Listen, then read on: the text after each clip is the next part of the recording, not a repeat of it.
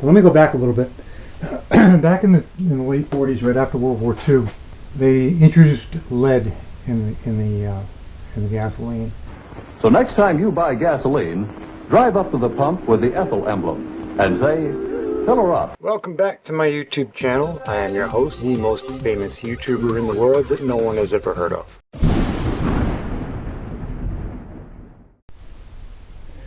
Alright, decided to make a video on the AMCO. Just get out my O light, a bit of light on the subject. So this little jar holds Marvel Mystery Oil. So if you don't know what Marvel Mystery Oil is, it's well,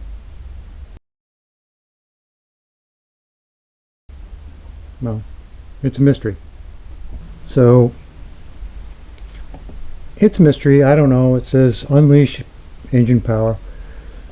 So the reason that this is up on the hood, I mean up on the dash here, this line goes over and goes into the intake manifold and it sucks the liquid out. There's a little vent up here. It sucks the air in to let the liquid out. There's a little curly cute thing that the liquid that goes down and into there, and it lubricates the top of the engine. How well you're going to see it. Here's the line here, comes down, and I've got it going. I can get you in there a little closer. I've got it going down here to a T off the wolf whistle, so it sucks in here and then goes in and lubricates the top valves, the top of the engine, the valves and valve seals if you have them. I don't have them in this, but you know, all of that stuff gets lubricated. So it's a pretty cool little accessory. I don't know, I mean, does it work? I don't know. Probably, maybe not, who knows. But it's a conversation piece for sure. I used to sell these. This was my little display thingy here. Okay, I had, let me go back a little bit. Back in the late 40s, right after World War II, they introduced lead in the gasoline. So that helped lubricate the valves and you know, cushion the valve seats a little bit. And after that, they took out the lead. Just like there's a powerful difference between gasoline and ethyl gasoline. That's because ethyl gasoline is a high-octane gasoline. Gives more power on the road. Because the higher the octane number, the better the gasoline, the less likelihood of knock.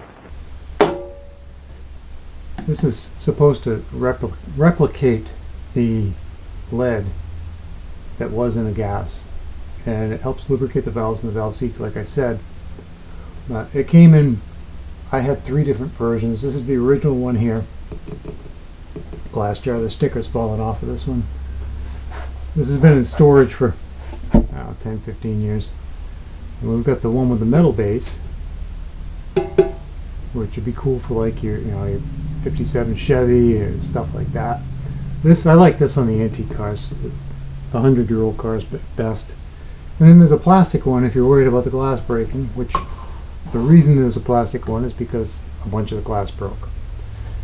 AMCO Lube Products LLC in Connecticut apparently bought a warehouse full of these things, and it was these two, if I remember the story right, it was these two that they bought in bulk, and by bulk I mean hundreds of thousands. And some of the glass jars were broken, so he sourced out this plastic one, and it unscrews like the regular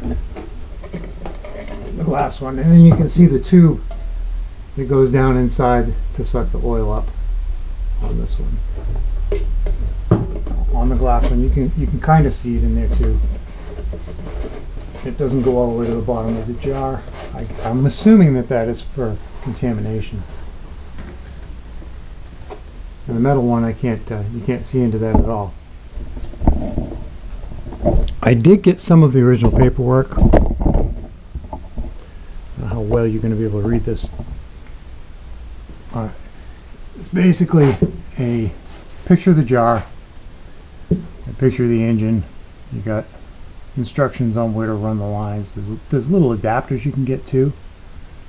There's a Volkswagen kit. There's a bunch on the website. I'm going to put a link to the website in the description of the video because I'm not selling these anymore, but they seem to be still selling them. So see if we can help them out.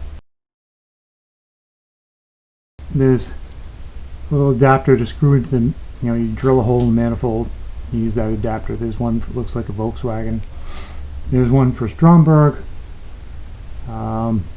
I don't know, they're all different. And then you get up into the V8s for these two adapters. But this is original paperwork, I believe, from, I think it was 1948. I think that's what he said. And I used to take this board around to all the flea markets. And it would be on my table, and I'd have a bunch of boxes. Well, I sold quite a few of them. These are the prices from way back then. That's been in storage. Well, so I think the last swap meet I went was probably 2010. And that's what I run in it. That's what they recommend you run in it. And yeah, it is metal. Magnet sticks to it, so. And that's going to be it for this video. The next video we do, I'm going to be going over this. I'm going to be checking all the kingpins and everything, springs, shackles. Something's not right. We're going to go over alignment. We're going to check the alignment. We're going to see what the stock alignment specs are, how to do it, and with the tape measure, because I don't have just have a bar that goes across. I don't have that anymore. But okay, so stay tuned for the next one. Alignment, inspection, all that good stuff. And thanks for watching.